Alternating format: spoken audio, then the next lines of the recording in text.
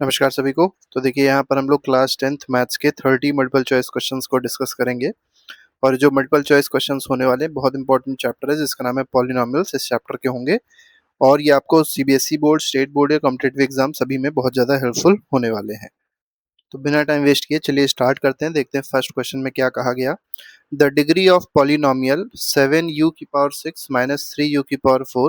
अब देखिए डिग्री का मतलब क्या होता है, मैक्सिमम पावर जो होती है, मैक्सिमम पावर जो होती है किसी भी वेरिएबल पे, उसको डिग्री बोला जाता है। तो आप देख सकते हैं यहाँ पर वेरिएबल u है और u के ऊपर मैक्सिमम पावर यहाँ पर 6 दिखाई पड़ रही है, तो 6 will be the degree of this polynomial, that is option number सी।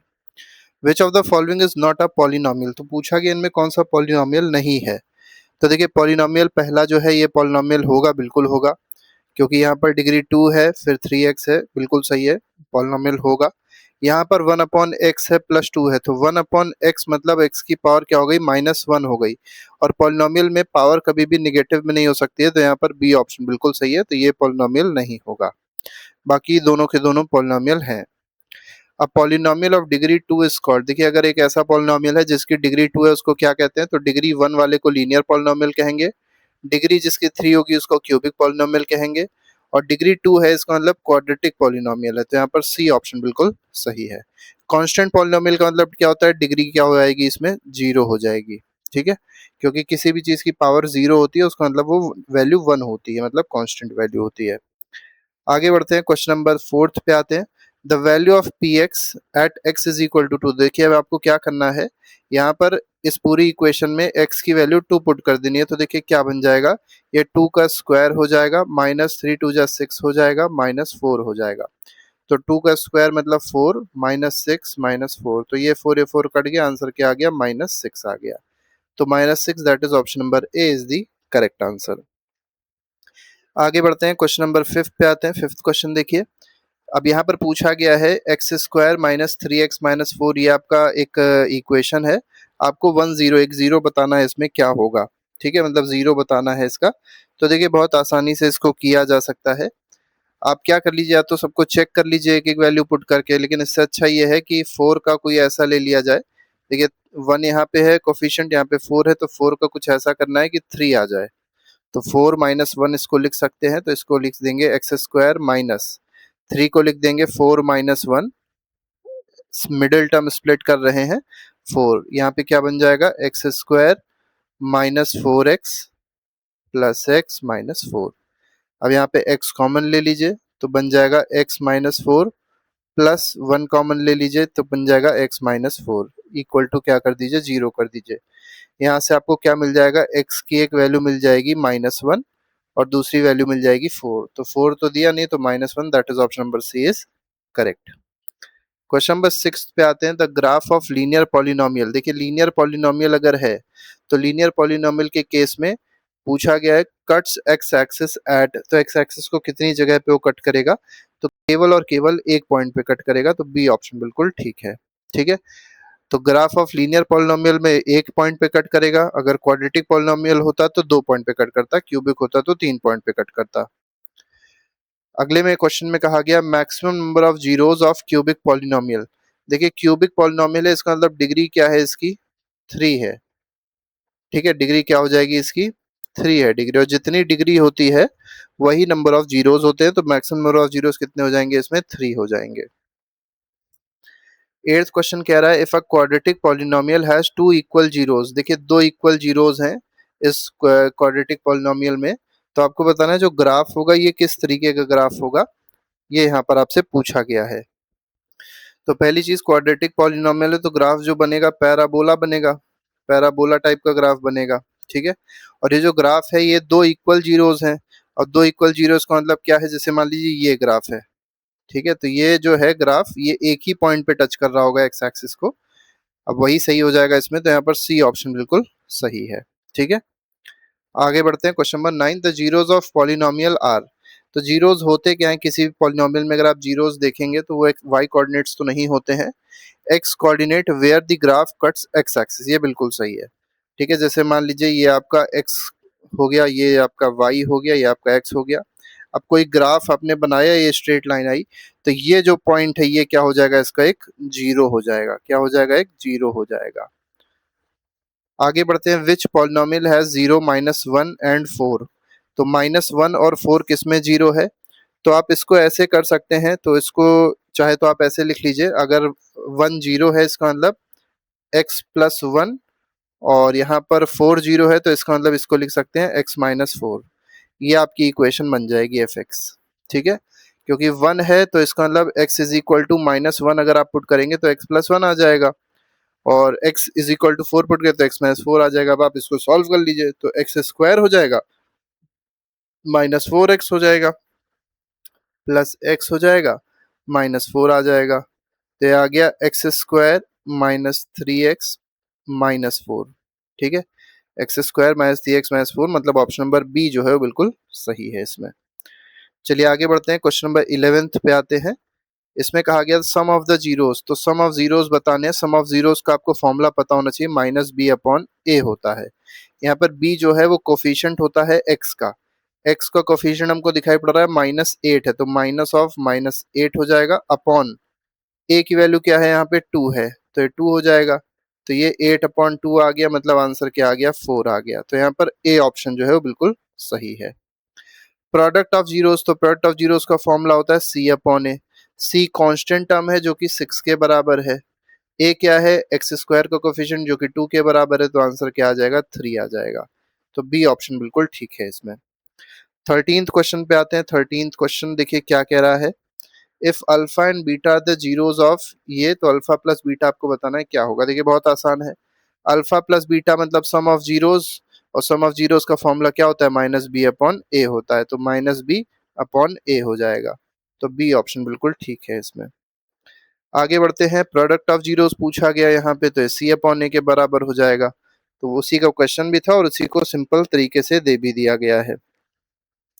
आगे बढ़ते हैं, क्वेश्चन नंबर 15, जीरोस। अब देखिए इसके जीरोस आपको बताने क्या होंगे। तो देखिए यहाँ 10 है और इसका कोफिशिएंट 1 है, तो 10 1 जा 10 हो जाएगा। तो 10 का कुछ ऐसा फैक्टर करना है कि जोड़ने पे 7 आ जाए, तो 5 2 जा 10 होता है, तो 5 और 2 ले लीजिए फैक्टर को, तो ये हो जाएगा एक्स स्क्वायर। 7 को लिख देंगे, 7x को लिख दिया, 5x प्लस 2x प्लस क्या हो जाएगा यहाँ पे, एक और 10 हो जाएगा।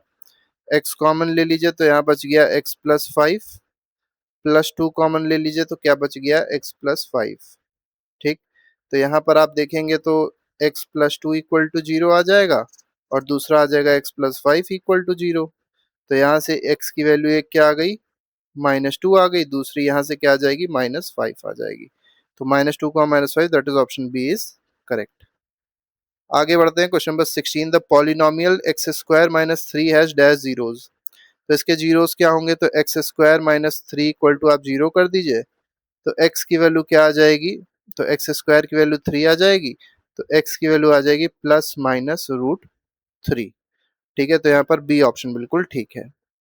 17 में कहा गया sum and the product, sum of zeros दिया गया है -3, तो सम ऑफ जीरोस जो है वो क्या है, -3 है। ठीक है, प्रोडक्ट ऑफ जीरोस क्या है, प्रोडक्ट ऑफ जीरोस दिया गया है 2। तो आपको पॉलिनोमियल बताना है, तो पॉलिनोमियल का फॉर्मूला क्या होता है, के लगाते हैं ब्रैकेट में, x square minus sum of zeros into x करते हैं, तो माइनस सम ऑफ जीरोस मतलब -3x हो जाएगा, प्लस प्रोडक्ट ऑफ जीरोस मतलब यहाँ पे 2 हो जाएगा। ठीक, तो देखिए आपका इक्वेशन क्या बन जाएगी, यहाँ पे के को आप यहाँ पे चाहे तो 1 ले लीजिए, तो ये इक्वेशन बन जाएगी x square minus minus plus हो जाएगा, तो +3x प्लस 2। तो एक्स स्क्वायर +3x+2 मतलब बी ऑप्शन जो है वो इसमें बिल्कुल सही है। ठीक है, क्वेश्चन नंबर 18 देखिए, which can have no real zero. तो पूछा गया है कौन सा ऐसा है जिसमें कोई रियल जीरो नहीं हो सकता। ठीक है, तो लीनियर में रियल जीरो होगा, क्वाड्रेटिक में रियल जीरो नहीं हो सकता है, तो बी ऑप्शन बिल्कुल ठीक है। जैसे मान लीजिए आपके पास आ गया x square is equal to -1, तो यहाँ पर x की जो वैल्यू आएगी plus minus under root of root -1 आएगी, और रूट में -1 जब हो जाता है तो वो इमेजिनरी रूट्स देता है, रियल जीरो नहीं देगा।